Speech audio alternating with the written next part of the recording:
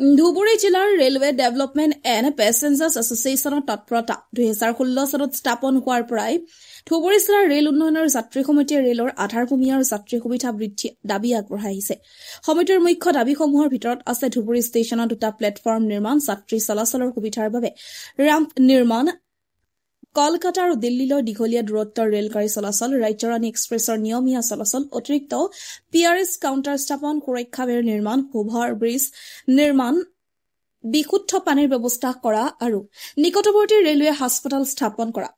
সমিতিৰ দাবী অনুসৰি কেইবাটাও পদক্ষেপ ইতিমধ্যে কাৰ্যকৰী কৰা হৈছে। শীঘ্ৰেই কলিকতা পথত ৰেলগাড়ী চলাচল কৰা আৰম্ভ হ'ব আৰু ৰাজ্যৰাণী এক্সপ্ৰেছৰ শপতগ্ৰাম আৰু আগমনীত থামিবলৈ অনুমতি দিয়া হৈছে।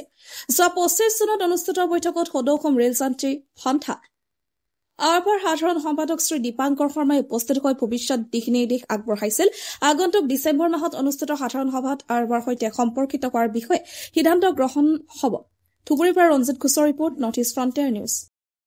মোৰ নাম মোহাম্মদ নুৰুল ইছলাম। মই Dhubri district railway development and passenger এছ'চিয়েশ্যনৰ ছেক্ৰেটাৰী। এই এছ'চিয়েশ্যনটো আজি 2016 পৰা আৰম্ভ কৰিছোঁ। ৰেলৱেৰ ডেভেলপমেণ্টৰ কাৰণে আমি যুঁজি আহিছোঁ। যুঁজি অহাৰ পিছত বিভিন্ন সময়ত বিভিন্ন দাবী দাবা প্ৰেছ কৰিছোঁ DRM GM লৈকে। তাৰপিছত কিছু দাবী হৈছে, কিছু দাবী হোৱা নাই। কিন্তু ইয়াৰ ভিতৰত আমাৰ যোৱা জুন মাহত অল আছাম পেছেঞ্জাৰ এছ'চিয়েশ্যনৰ ছেক্ৰেটাৰী অহাৰ পিছত আমাৰ যিবিলাক ডিমাণ্ড আছিল সমস্তখিনি তেওঁ পাৰ্চু কৰি আগবঢ়াই দিছে। আমাৰ 16 দফীয়া দাবী আছিল, য'ত platform, Dhubri platform, Gauripur platform, development quarters আৰু আদাৰ D ক্লাছ ষ্টেচন এইবিলাক দিব লগা বুলি ডিমাণ্ড আছিল। অভাৰব্ৰিজ গৌৰীপুৰ, অভাৰব্ৰিজ চেনপাৰা আৰু আদাৰ্ছ বহুতো আছিল। 15 দফীয়া দাবী, তাৰ ভিতৰত 13টা হৈ গৈছে।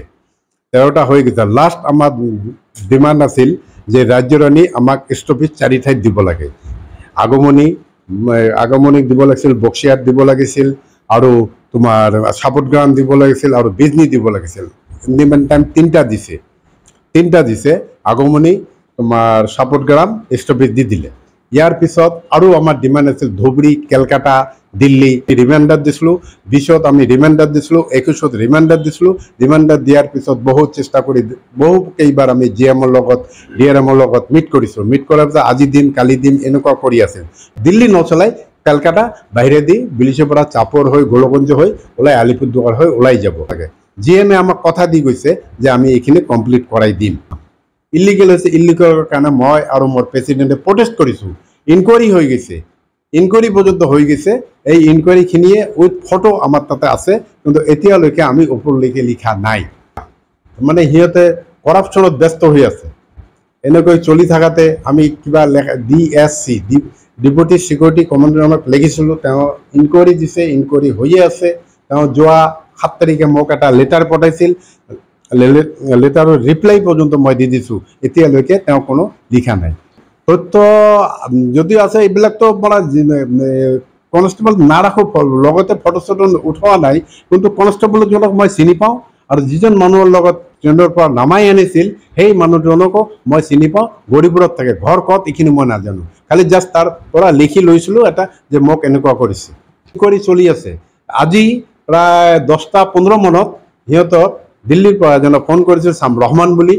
শাম ৰহমান চিনি নাপাওঁ, ফোন কৰিছে আপুনি এনেকৈ মাধৱ পাল কোন, আপুনি কোন? বোলো মই এনেকুৱা কথা। আজি 10টা বজাত ফোন কৰিছিল কিন্তু মোক। মই ক'লোঁ যে আপোনাৰ যদি কিবা তথ্য লগা আছে আপুনি 5 মিনিট ধুবুৰীত আহক, মই কমপ্লিট তথ্য ফাইল দেখাই দিম। মই Dhubri district railway development and passenger এছ'চিয়েশ্যনৰ প্ৰেচিডেণ্ট হওঁ। মই মাধৱ পাল। ধুবুৰীৰ ৰেলৱে ডেভেলপমেণ্টৰ কাৰণে আমি বহুতখিনি কাম কৰিছোঁ। বহুত কিছু জানো, বহুত কিছু নাজানাও আছে।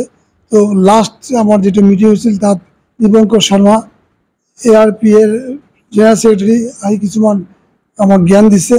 তাতে আমি গম পাইছোঁ যে ধুবুৰী যদি উন্নতি কৰিব লাগে, একচুৱেলি গাড়ী যদি বঢ়াব লাগে, ধুবুৰী ষ্টেচনত ৰেম্প হ'ব লাগিব।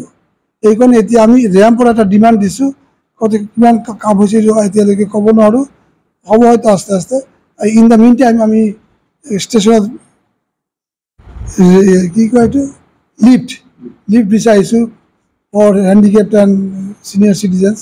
এইটো বোধহয় সামগ্ৰী আহি গৈছে, এইটো হ'ব 70% কাম 70% কাম হৈছে বুলি ক'লে। মই এইটো বাহিৰত যাব নোৱাৰোঁ, মই ফিজিকেলি হেণ্ডিকেপ ৰিপৰ্টটো লৈ থাকোঁ আৰু